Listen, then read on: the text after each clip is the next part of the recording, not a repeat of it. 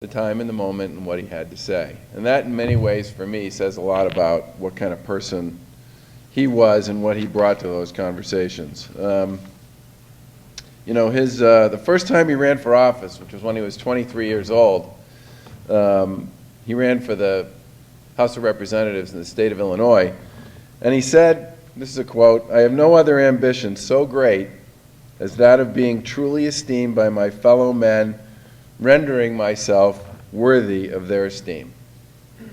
That was sort of his major objective, which was to be thought well of by his fellow man and to deserve to be thought well of by his fellow Americans. He lost that election, by the way. He lost a lot of the elections he ran in. I mean, this is one of the things about him that people sometimes tend to forget, which is this is a very determined and persistent fellow. He didn't come from much of anything. Most people know he was born in Kentucky, and he was born in what everybody, I think, would call dirt poor circumstances. He grew up ultimately mostly in Indiana, eventually in Illinois. But he was not somebody who came from anywhere. He had very little formal schooling. Almost all of his education was sort of self-taught. So this was not a guy who was afraid of a challenge or who could be, you know, sort of put down by one particular defeat at one particular point in time. He went on actually to get elected in 1834, and he served 4 terms in the Illinois House of Representatives and eventually served 1 term in Congress. He was elected to the U.S. House of Representatives, hint, hint, before he eventually moved on to bigger and greater things. He only served 1 term for a whole bunch of reasons, went back, taught himself how to be a lawyer, basically, and then practiced law for quite a long time, and was actually very successful at practicing law, and that was actually where the notion about whether Lincoln was gay or not came from, because he practiced law in the West back then. It was very hard to have everybody come to a central location to have their cases tried, so what they did instead was they created the circuit, which was a group of traveling lawyers and traveling judges who used to travel around Illinois from place to place to place, and they would basically conduct trials, civil trials, criminal trials, depending upon what they needed to get done at various places along the way. And that's where the whole notion of the circuit came from. And he traveled with a guy named Joshua Speed, who was a good friend of his and a lawyer as well. And the 2 of them used to sleep in the same bed because A, nobody had any money, B, they were trying to keep their expenses down, and C, they wanted to make sure when they got back they'd have a few bucks left in their pocket to pay for their own expenses back home. And I think in many ways that's where that notion originally came from. It was, I think, a really good example of how he was, in fact, just a man of his time. This was not unusual. A lot of people did it.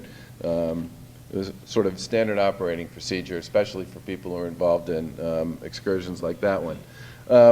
What really brought him back into politics in a serious way was the Kansas-Nebraska Act of 1854, which was sort of the follow-up to the Missouri Compromise, and sort of the first, up until that point in time, most of the states in the Union had either come in as slave states or come in as free states, and the idea behind the Missouri Compromise was there would be no more slave states. Any new states that came into the Union would come in as free states. The Kansas-Nebraska Act basically said, it's not such a good idea. Maybe we should just let every state vote on what it is they want as they come in and become part of the United States of America. And Lincoln and a whole series of other people basically thought that was a bad idea. It sort of defeated the whole notion of all men are created equal, which is sort of fundamental to our self-governance notion. And he and a bunch of others viewed that as a big step in the wrong direction in terms of how slavery was going to be thought of, not so much in the places that already existed, but as the country continued its expansion westward.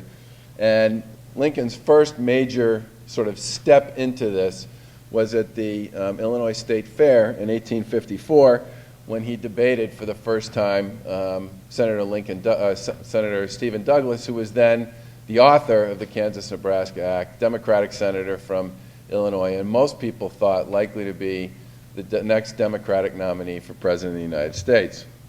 And these debates, which literally sort of formed a circuit of their own over the course of the next 5 or 6 years, where Lincoln and Douglas debated, usually outside And this whole concept to me today is amazing. I mean, hundreds and thousands of people would come, watch these two guys debate, and they would stand and they would speak, each of them, for several hours at a time.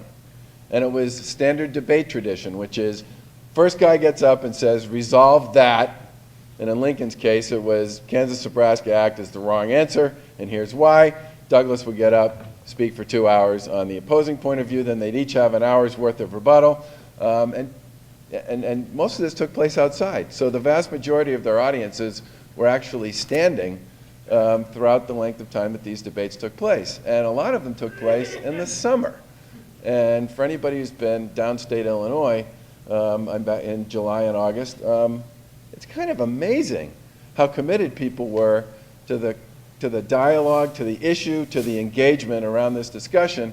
These very long, very sort of high language discussions would go back and forth, and people would literally stand there and hear them, and then the word would go out, and there were dozens. And the interesting thing about the media back then, it was a lot like what we think of as the online media today, which is you didn't have one or two newspapers. You had dozens of them, and many of them were not really newspapers per se, but they were advocates of a particular position, and they served in many ways the same purpose that a lot of the online commentary and blogging that goes on the internet does today, which is that they gave people with a particular point of view a voice. They'd have these debates. Data would get spread around the country coming out of that, from paper to paper to paper to paper, as different people who either supported Douglas's position or Lincoln's position would comment on it. And that was in many ways how he made his bones as a national candidate, and how he got involved in the whole process of converting what was then the Whig Party, in conjunction with some Free Soil folks and some reformist Democrats, into what became the Republican Party in the late 1850s. And what's particularly interesting about this is he was actually the choice of most of the Republicans in 1854 to become the first Republican senator to the U.S. Senate from the state of Illinois. But he was nervous about whether or not that would send the right message to the rest of the voters of Illinois, so he stepped aside and let Lyman Turnbull, who was a reformist Democrat who became part of the Republican Party, take that U.S. Senate position. And it spoke, I think, in many ways of one of the things I admire most about Lincoln, which was for a guy who has become sort of a national icon and somebody who everybody knows. I drove by an Abraham Lincoln elementary school on my way over here this morning. He really wasn't all that interested in who got the credit. He wanted to do most of the time what he thought was best for the cause, what was best for the party, what was best for the future. And he reminded me a lot when he would take positions like that of a guy named Ronald Reagan, who we talked about a little earlier, who was another one of those enormously successful politicians who everybody knows, and is probably among the most popular we've had certainly in my lifetime, but whose fundamental core belief was, I don't really care about who gets the credit. What I care about is that the cause I'm interested in pursuing is secured, that the American people buy into it, and that I'm in a position to help move that particular point of view forward. And I think in some ways the two of them shared that core philosophy. And it's ironic that they've become such icons on their own, because neither one of them was in it just for themselves. They were in it primarily to promote a point of view, a set of beliefs, and a political objective. I think, as everybody knows, Lincoln was eventually elected president in 1860. And even his nomination was kind of a surprise, because William Seward from New York was considered to be far more likely to be the Republican nominee. He was a lot better known around the country generally, and far better known in the East. And Salmon Chase, who was from Ohio, was also far better known than Abraham Lincoln was, and was considered to be a lot more likely. Those two, Lincoln sort of started the convention in Decatur in 4th place. And over the course of a series of ballots, for one reason or another, Seward and Chase were deemed not appropriate. And Lincoln sort of came out of that as the everybody's second choice, I guess is the way I would put it, and eventually came out of that convention as the Republican nominee.